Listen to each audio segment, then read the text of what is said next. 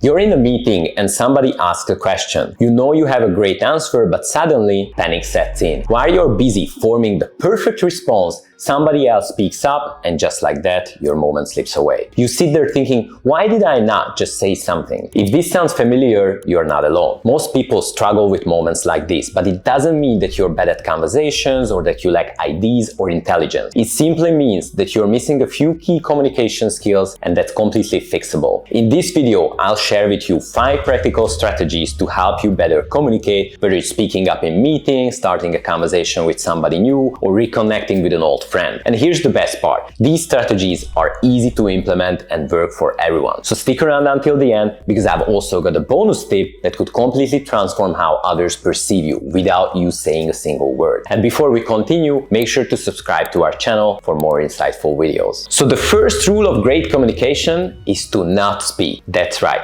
Don't speak. Instead, listen. Here's the problem. Most of us are not truly listening when somebody else is speaking. We are too busy worrying about what to say next or distracted by other thoughts. In fact, studies show that people only retain about 25% of what they hear in conversations because their minds are wandering elsewhere. But here's the thing. Listening is the secret weapon of great communicators. When you actively listen, you're not just hearing words, you're showing the other person that what they're saying truly matters to you. And that alone can make them feel understood, respected, and valued. As Oprah once said, everybody just wants to be heard. It's one of the simplest but most powerful ways to connect with someone on a deeper level. The way to start with active listening is by being fully present. Put your phone down, stop glancing around the room, and focus completely on the other person speaking. Avoid interrupting or cutting them off. It disrupts their flow and makes them feel dismissed. Pay attention to their tone, pace, and body language. Are they excited, nervous, or upset? These cues add layers to their words. Use small gestures like nodding or maintaining eye contact to show that you're engaged, and add verbal confirmations like,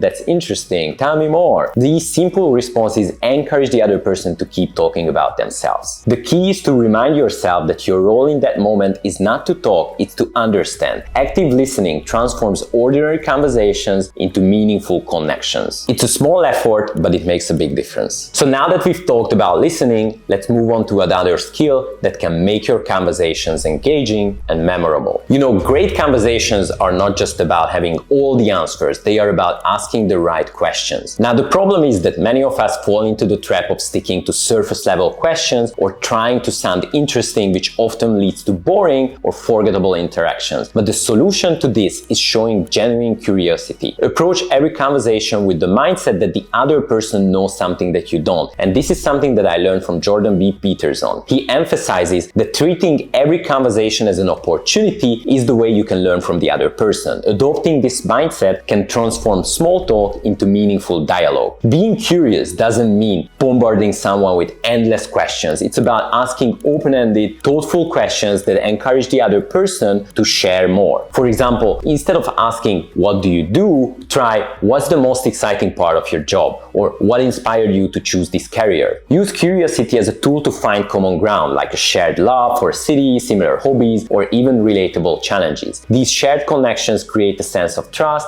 and make the conversation more engaging on both sides. Remember that balance is a key. People can sense forced curiosity. Be genuine and avoid making the other person feel interrogated. Pay attention to their responses and body language. If they are enthusiastic, you can move ahead. If they seem reserved, ease up and give the conversation room to breathe. So now that you've learned how curiosity can open the door to deeper connections, let's talk about something that we often fear in conversations but actually can use to our advantage: silence. Have you ever been in a conversation where there is suddenly an awkward pause and suddenly you feel the need to fill the silence? You're sitting across from someone and maybe it's a new colleague, a date, or just casual acquaintance. The conversation starts off fine, but then there is that dreaded awkward silence. You sip your drink, glance at your phone, and awkwardly wonder what to say next. Your brain starts spinning. Should I crack a joke? Ask another question? Why is this so hard? You can feel the weight of the silence with each passing second. If you've ever been in a situation like this, you know how uncomfortable it can be. But here's the thing, silence is not the real issue. The problem is your anxiety about it. We often see pauses as failures, but in reality, they are normal. They give both you and the other person a chance to reflect, breathe, and gather your thoughts. So how do you reframe the way you think about silence? By seeing it as an opportunity rather than a problem. Instead of fearing silence, start reframing it as an opportunity. Pauses are not a dead end. They are a chance to steer the conversation in your favor. So here's how you can use silence to your advantage. Make observations. Pay attention to your surroundings and turn a detail into a lighthearted comment. For example, it feels like time slows down when you're waiting for your coffee, doesn't it? This breaks the ice naturally and shifts the conversation back on track. Thread the conversation. Instead of jumping to unrelated topics, pick something the other person mentioned earlier and expand on it. For example, if they talk about their weekend trip, say, "Oh, so you're into hiking. What's been your favorite trait so far?" This keeps the conversation flowing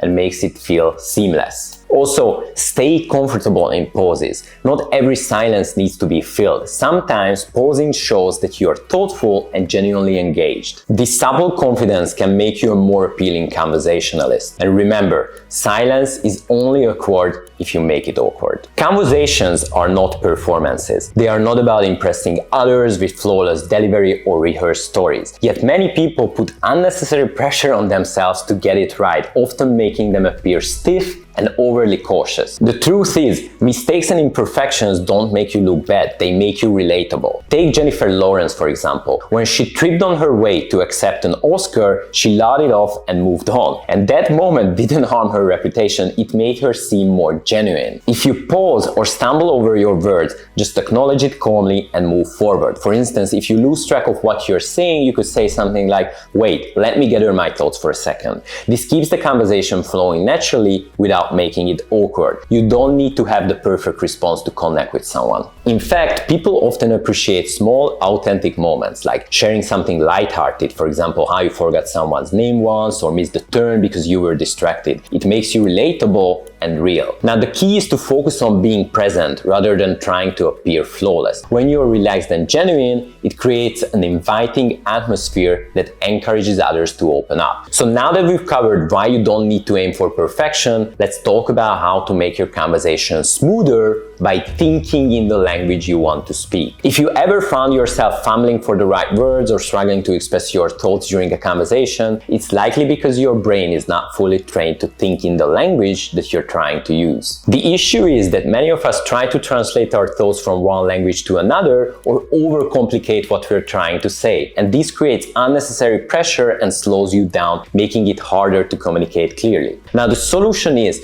to start training your mind to think directly in the language you want to use. For example, if English is not your first language, practice forming simple and clear sentences in your head in English throughout the day. This doesn't have to be formal, it could be everyday situations like ordering a coffee or planning your day. You can also memorize common phrases or responses to make conversations easier. For example, prepare go-to sentences for introducing yourself, asking questions, or responding to compliments. This helps you feel prepared and confident when the moment arises. Reading more books and articles or even watching movies in the language you want to speak exposes you to new words and ideas. And over time, this makes it easier for the right words to come naturally during conversations. And remember, it's okay to pause when needed. Taking a moment to collect your thoughts shows intentionality and helps you avoid fumbling over your words. With consistent practice, you will notice that your conversations start flowing more naturally, making you feel more confident and in control, whether you're speaking in meetings, interviews, or casual chats. Now, before we wrap up, let me share a bonus tip that can take your communication skills to the next level without you even having to say a word. Most people don't realize this, but you've been saying more than you think, even without uttering a single word. I'm talking about body language, the silent yet impactful language we all use without realizing it. Your posture, eye contact, facial expressions, and even the way you position your hands can significantly impact how others perceive you. It can either invite connection or create distance. So start by fixing your posture. Keep your shoulders back, your spine straight, and your head up. This doesn't just make you look more confident, it actually makes you feel confident as well. And confidence is magnetic, and people are naturally drawn to it. Hold eye contact while you're speaking. You don't have to stare, but meeting somebody's gaze shows that you're fully present and engaged. It signals that you value the other person and what they are saying. And pay attention to the small things. Avoid fidgeting with your hands, tapping your feet, or crossing your arms, as these can signal nervousness